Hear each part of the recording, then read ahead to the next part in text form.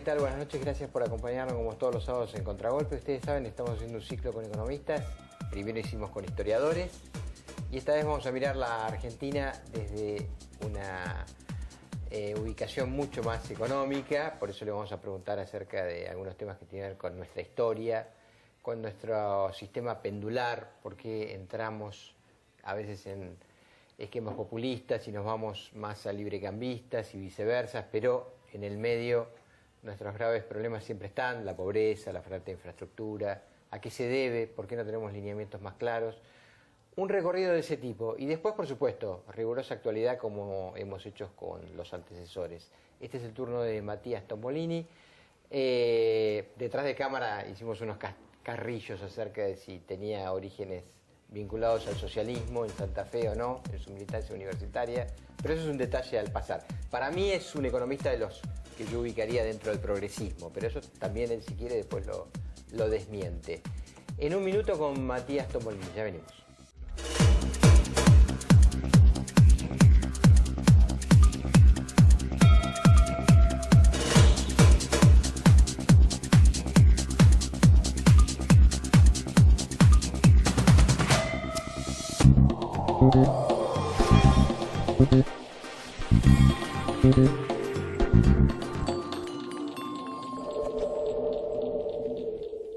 Cuando estamos juntos somos más fuertes y cada uno puede hacer su parte para ayudar al otro a vivir más seguro. Por eso desarrollamos la aplicación Seguridad Provincia, para que vivamos todos más seguros. Buenos Aires Provincia.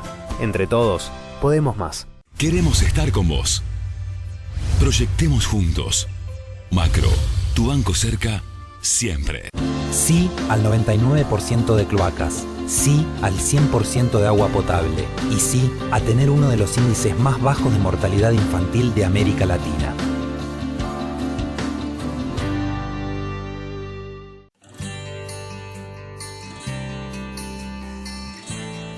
Es la primera vez que tenemos un banco en el barrio. Ahora me depositan mi sueldo en mi nueva caja de ahorro. En Piletones ya integramos al sistema financiero a más de 1000 familias. Por eso, en cada uno de los núcleos de inclusión y desarrollo de oportunidades que construye el gobierno de la ciudad, habrá una sucursal del banco. Y así, seguiremos cumpliendo más sueños. El banco es fundamental.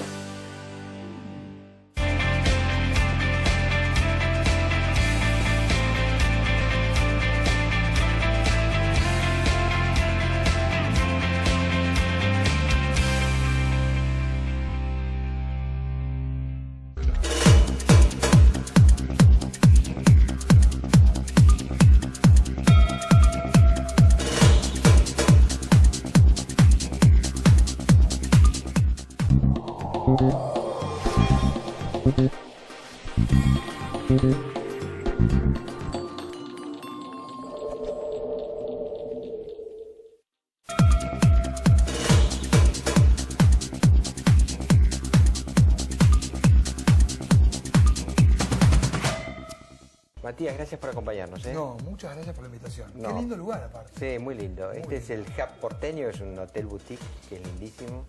Se lo recomendamos a los que quieran venir. Sí, la verdad, excelente.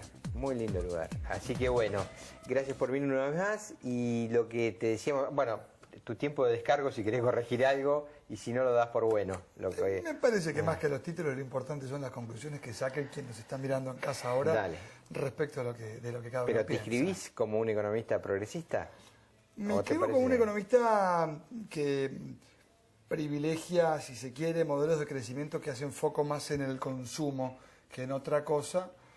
Hay una corriente del progresismo con la cual, por supuesto, me siento identificado. Sí. Serías un economista más heterodoxo, digamos, más que ortodoxo. Sí, quizás la mejor definición es heterodoxo. O sea, ¿te parece que, crees en políticas keynesianas, de aliento, digamos? Sí, en algún tipo de políticas keynesianas, sí, por ahí desde el punto de vista de la política monetaria, creo que hoy de lo que se trata no es de enmarcarse por ahí en escuelas económicas, sino de ver cuáles son las mejores soluciones argentinas para los problemas de las argentinas y de los argentinos. Entonces, capaz que te encontrás con cosas que te puede proponer mi viejo y querido amigo Javi Milei, que pueden aplicar para un momento y para una determinada situación de la Argentina, y capaz que encontrás en la propuesta que pueda hacerte un Miguel Peirano, un Marco Lavagna, con quien yo estoy por ahí más cerca del Más pensamiento, identificado. en otro momento, un Roberto Lavagna en otro momento. Lo importante quizás es que esta democracia joven que tiene nuestra Argentina, tal vez sea ahora que empiece a quitar las etiquetas de las personas y empezar a mirar la sustancia y la sostenibilidad de las propuestas. Y mirado en perspectiva histórica, que era un poco lo que decíamos en el introito, si tuvieras que identificar alguna causa, si es que existiera, del porqué de lo pendular de la economía argentina, es decir, entra en un ciclo por ahí más de sesgo populista durante unos años, sale y entra después en otro ciclo más de corte neoliberal o liberal, y en el medio como que las cuestiones más importantes se sostienen y perduran, lamentablemente. Es decir, ¿cuánto tiempo hace que la Argentina arrastra una pobreza estructural y sin embargo pasaron signos económicos de estas dos expresiones que yo te defino?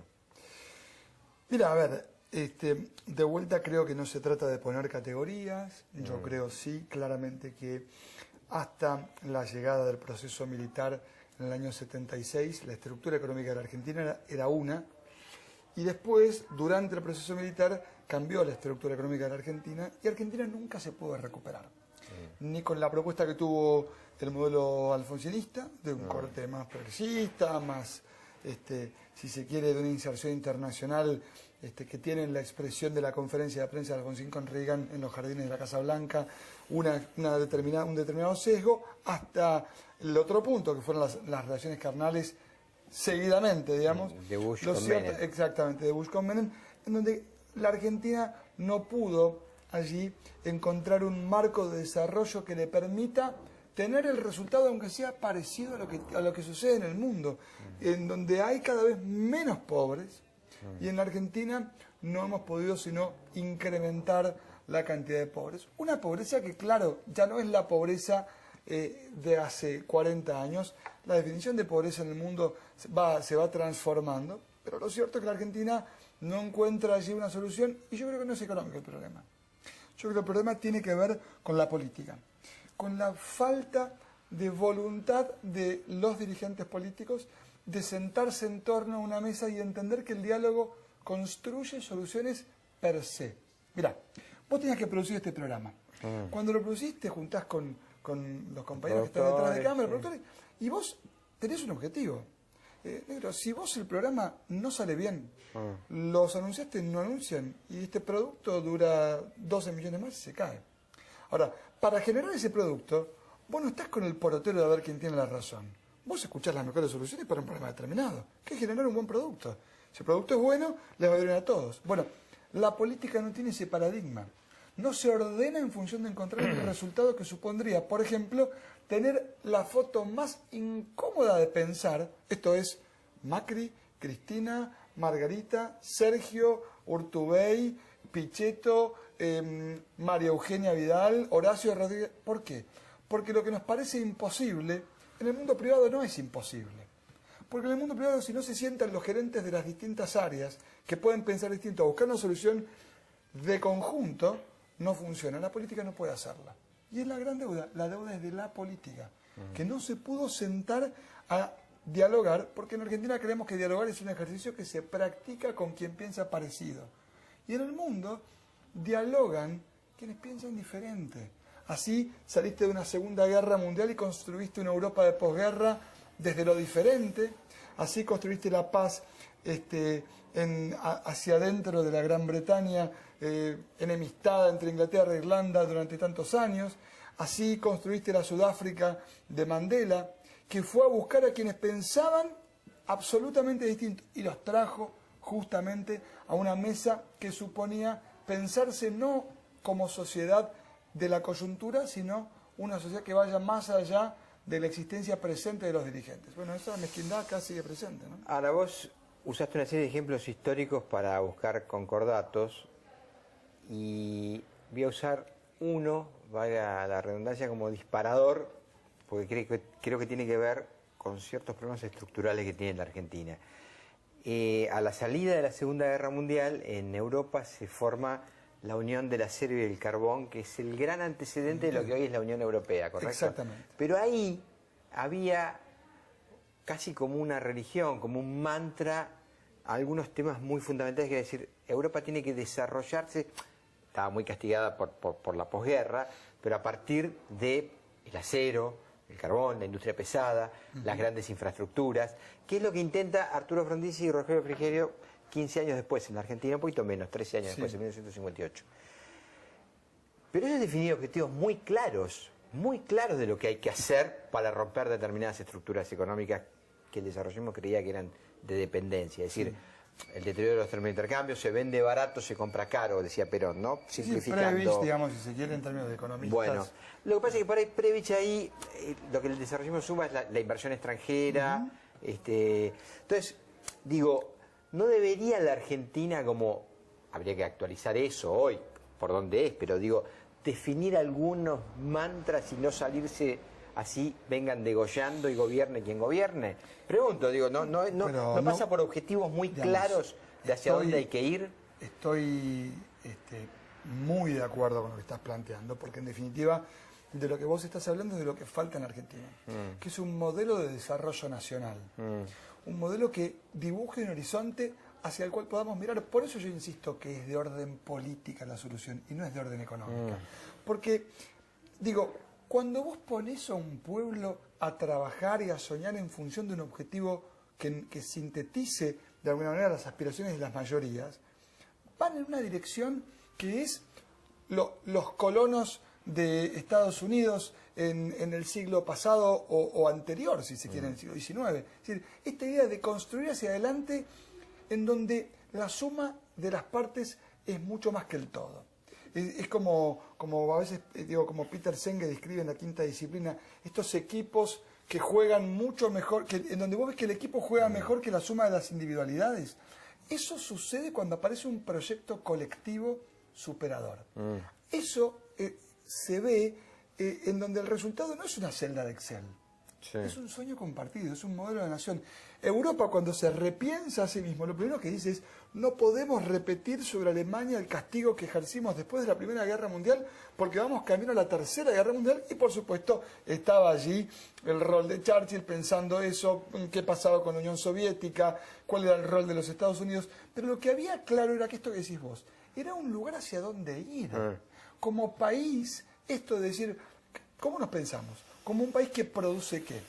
¿Cuál es el nivel de apertura comercial que queremos? Ahora, en ese nivel de apertura comercial, que esa es una discusión hasta vieja. Seguro. Porque la apertura comercial, digamos, a ver, no sé si tenés chicos, sí, pero... No es el caso. Mis hijos escuchan Spotify y miran YouTube. Y eso es apertura, es decir, digo...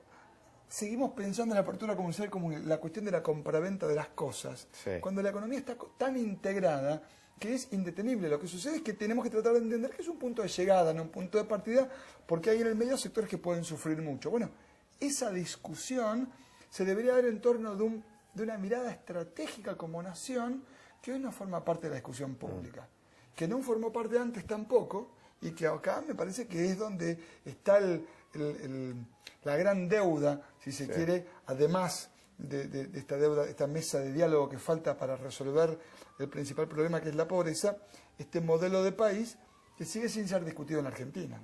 Ahora, te hago una última histórica y lentamente nos vamos metiendo en la actualidad y vamos a hacer una vez más algunos de los ejemplos que vos pusiste. Hay como dos grandes miradas, me parece, ¿no? Simplificando, siempre cuando uno dice dos grandes miradas, quedan en el medio un montón de detalles y de matices que también son importantes, pero para tratar de avanzar. Algunos dicen, bueno, la Argentina fue exitosa, por ejemplo, con la generación del 80, porque tuvo un entramado institucional confiable y creíble que le permitió crecer mucho hasta que la aparición de incluso el golpe de Estado, el 30 y los populismos destruyeron todo ese escenario. Sí. Y otra mirada dice, no, mirá, en realidad lo que le permitió a la Argentina ser exitosa es que lo que en ese momento en el mundo primaba eran, por ejemplo, abastecer de materias primas al mundo. Términos ¿no? de intercambio que nos favorecen. Exactamente. Eso se rompe porque se profundiza la revolución industrial y entonces, bueno, esa manera de producir fue quedando vetusta y ya no alcanzaba para sostener el gran crecimiento que tuvo la Argentina y había que cambiar el paradigma. ¿Vos en cuál de las dos posiciones, si tuvieras que ubicarte, te ubicarías? A mí me parece que efectivamente, digamos, el proceso de crecimiento de la Argentina tuvo distintos hitos, distintos modelos. Me parece que el desarrollo institucional de la Argentina es lo que deja trunco la posibilidad de tener un desarrollo económico sostenible a lo largo del tiempo, porque quien mejor dialoga con los procesos de desarrollo económico es justamente un proceso institucional fuerte, en donde de lo que se trata no es de las personas, sino de la forma en la que las personas se organizan. Y en definitiva, la economía dialoga bien con eso porque es lo que permite ese famoso proceso de inversiones se asienta normalmente sobre un funcionamiento institucional determinado. No quiere decir que el funcionamiento institucional debe ser, por ejemplo, un modelo de democracia liberal, que es el modelo de democracia argentina. Es decir, China claramente no tiene un modelo de institucional como el que tiene Occidente y tiene un desarrollo económico determinado. El tema es la estabilidad del marco institucional. Claro. Porque cuando vos vas a poner un petit hotel tan bonito como este, en definitiva, el proceso de inversión lo haces en función de un conjunto de variables que suponen que vos decís, bueno, mira, como sea, lo que yo necesito es que sea más o menos siempre similar. Porque si me cambian la bocha todo el tiempo, se complica este proceso de inversión. Y por otra parte, el pueblo en donde vos haces esa inversión, cuando está planificando la vacación, la fiesta de 15 de la nena, o cuando está planificando el estudio de alguno de sus hijos, lo hace en función también de un marco determinado que se nutre mucho de una estabilidad que en la Argentina no existió en términos institucionales y que no existió en términos económicos. Y el principal dato que da cuenta de esa carencia de estabilidad es que Argentina ha sido el país con más inflación del mundo. El mundo pareciera, por las últimas cosas que están pasando, estaría, sobre todo el mundo, digamos, desarrollado, los que forman parte de la mesa grande de la discusión, estar en una fase más proteccionista, si querés, de alguna manera, digamos. Las últimas medidas de Trump subiendo aranceles al acero y al aluminio, protegiendo o forzando a que determinadas empresas de origen norteamericano inviertan dentro de Estados Unidos y no vayan a México a invertir, caso de Ford, por ejemplo, y muchas más, otra de aire acondicionados. Cerrándonos a nosotros el tema del biodiesel, poniendo barreras al tema de los limones. Es decir, da la impresión de que el mundo está en fase off y no en fase on. Grosero, una vez más. ¿Cómo se condice esto con nuestro cambio, digamos, de gobierno y de modelo, en el sentido de que este es un gobierno que se define más aperturista, más tratando de integrarse mejor al mundo? ¿Tiene contradicciones? ¿No la tiene? ¿Son pequeños matices? ¿No hacen la diferencia? Me parece que Trump tiene, digamos, un conjunto de señales que obedecen a cierto esquema de comunicación política.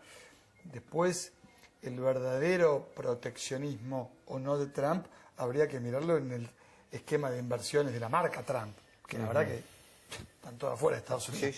Con lo cual, cuando uno mira la propia historia de Trump, bueno, quizás encuentre la respuesta respecto de esta fase proteccionista, no. Como mecanismo de rediscusión de los marcos de apertura comercial de los países, me parece que no está mal que el mundo rediscuta su grado de apertura de manera permanente. Lo que pasa es que lo que está claro es que el mundo no es el mismo. ¿Sabes por qué? Porque las fronteras, en términos del comercio internacional que conocemos, se empiezan a desdibujar. Vos querés reservar una habitación de este hotel, la reservás por Booking y a este hotel le estás contratándolo a través de una compañía que tiene sede en Ámsterdam, que tiene además oficinas en Europa, en un paraíso fiscal también, de modo que hay un problema de taxation global en donde a quién le cobra impuestos, podría este hotel mismo recibir la plata en otro país. Entonces, se está rediscutiendo el decurso de los hechos de la economía a nivel agregado, porque las fronteras se empiezan a desdibujar. La pregunta es, ¿cuál es el paradigma que lidera el modelo de acumulación de un país? Y yo lo que creo es que el problema está en que estamos concentrando la riqueza en muy pocas manos. El mundo no ha podido, y la Argentina no está mostrando, modelos de desarrollo que integren los sectores más necesitados a la solución, antes que verlos como parte del problema. Y esta es, me parece, la discusión que se replica hacia lo que tiene que ver con el tipo de paradigma, si se quiere, social. La pregunta de fondo tal vez sea, ¿vamos a un mundo en donde el premio o el paradigma central es la exaltación del individualismo, o vamos a intentar recuperar o reconstruir los lazos sociales que se han perdido? Porque en la medida en que nos ordene esta relación endogámica con el celular, y entonces las relaciones con los demás están mediatizadas por una pantalla, hay un desafío que tiene su expresión en términos económicos y que me parece que también plantea un desafío para la dirigencia política. No, me parece que estamos perdidos. Con es una batalla que yo creo que está... Bueno, mira... Salvo que haya un... ¿Sabes qué? No necesariamente. Está perdida... a ver, la tecnología no necesariamente tiene que ser, digamos, la antesala de la exaltación del individualismo. Se puede intentar buscar aspectos que recorren... Mira, yo estuve hace poquito... Pero permíteme que te meta dos bocados que para que vos lo discusión, discutas. sin duda. No, sin duda. Mira, hay un filósofo coreano que estudió en Alemania y vive en Alemania, se llama Han, que yo lo recomiendo mucho, sobre todo para los que les interese el tema de sociología y comunicación política. Acaba de escribir un libro que se llama Psicopolítica y un anterior que se llama En el enjambre, que es el enjambre de la red. Y lo que dice es que básicamente desde un megapolo, digamos, ideológico definido como neoliberal, se alienta mucho la interacción con ese bichito, porque es lo que que es el aparatito, el smartphone, porque es lo que permite tener una única conexión, digamos, con metamensajes que vienen diseñados mucho más estructuralmente, que hacen que el individuo crea que es libre porque se maneja en un mundo que no tiene fronteras, pero en realidad tiene un montón de incentivos y está ese individuo enviando una cantidad de mensajes que es lo que después se transforma en el Big Data, y ese Big Data permite después bajar una serie de contenidos para tenerte medianamente dominado. Pero bueno, es una discusión muy profunda, filosófica, sociológica, que hay matices y bueno, cada uno es libre, ¿no?, de opinar. Bueno, veremos a ver cómo se salda esa... Estoy en línea con eso plenamente, porque me parece que esa es la discusión de fondo. Ahora, si bien es una batalla que parece perdida, no significa que no haya que darla. Entonces, el modelo de construcción, me parece, colectivo, debería tratar de, por lo menos, poner esto en cuestión. Y hay actores que hablan de esto. El Papa es uno de ellos. Sin duda. El Papa es uno de ellos. Muchas veces sometido a las tensiones de la política doméstica, en donde era el jefe de la oposición cuando estaba el kirchnerismo, y ahora que está el macrismo es el jefe del kirchnerismo. Una cosa ridícula cuando uno mira justamente o empieza a transitar Laudato Si, la encíclica papal, y uno dice, bueno, pero acá se está planteando alguna otra cosa, y hay autores que intentan recorrer eso. Ahora, en la vida cotidiana, quien nos está mirando solo tiene que ir a un club social. Tiene que ir a ver cómo juegan a la canasta las señoras en ese club social por la tarde. Tiene que ir a la fiesta de la artesanía en Colón, provincia de Entre Ríos, donde estuve hace un par de fines de semana, o al carnaval de Gualeguaychú. O tiene que ir a recorrer algo que exceda a la General Paz para entender, o que exceda estrictamente la pantalla, para entender que existen todavía estos lazos sociales que permiten por lo menos soñar que la idea de jugar en la vereda o de encontrarte con tu vecino no necesariamente está perdida. Lo que seguro va a estar perdido es si no damos, aunque sea la discusión. Hay una vez más como dos corrientes. Una dentro de la mirada económica en la Argentina es, bueno, el gobierno está aplicando un programa gradualista para normalizar grandes distorsiones que heredó, tarifas, inflación, contratos alterados, etcétera. Y cuando eso se normalice, que por ahí es un primer periodo, naturalmente ese reordenamiento de reglas del juego va a provocar bonanza porque la gente se va a animar a invertir, el individuo, las empresas, nacerá con más pujanza el espíritu de entrepreneur y qué sé yo, ¿no? Que es una lectura, o el gobierno un poco propone eso. Y otros dicen, no, mira, falta un modelo estructural claro de cuál es el rumbo, hacia dónde se va, con el agregado de que haber suplantado el dinero que faltaba, que se lograba con emisión y provocaba mucha inflación, ahora es con endeudamiento. Eso va a traer otro tipo de problemas porque en un momento determinado, o porque el sistema financiero internacional tose, o porque un país emergente defaultea un bono y se te arma un contagio, que pasó mucho en la década del 90, eso se vio. Sí, O porque también el límite de endeudamiento, la relación deuda-producto llega a un punto donde también el prestamista dice, bueno, yo hasta acá llego y te subo el interés o no te presto. ¿Cuál sería tu mirada acerca de esto dentro de lo que puedas...? Lo que pasa es que me parece que no son miradas necesariamente excluyentes. Digamos, el gobierno, me parece que el problema que tiene hoy es, digamos, la Argentina concentró de vuelta, como el año pasado, todas las malas noticias en el primer trimestre del año. Yo creo que al gobierno en materia económica se le acaban las malas noticias en mayo, más o menos. Vamos a tener un 2018 creciendo 2,5 puntos, una inflación que encontró más fácil el piso que el techo. El problema central que enfrenta hoy la Argentina es de contradicción. Vos no podés tener un modelo que supone una política monetaria con metas de inflación como principal herramienta para controlar la inflación, es decir, la inflación es un problema monetario, y poner cláusula gatilla en la discusión salarial. Porque estás diciendo, no, los salarios forman parte de la problemática que contribuye a la inflación. Bueno, pero si es un problema monetario, no es un problema de salarios. Entonces, me estás mezclando dos escuelas. Y eso es, en definitiva, el principal problema, porque lo que terminás haciendo es empezás a gobernar con el relato y con el focus group, en vez de con un proyecto que tenga en alguna escuela económica, aunque yo no esté de acuerdo, pero que tenga un rumbo determinado. Matías, gracias por habernos visitado. Gracias por la invitación. Chau, nos vemos el sábado que viene.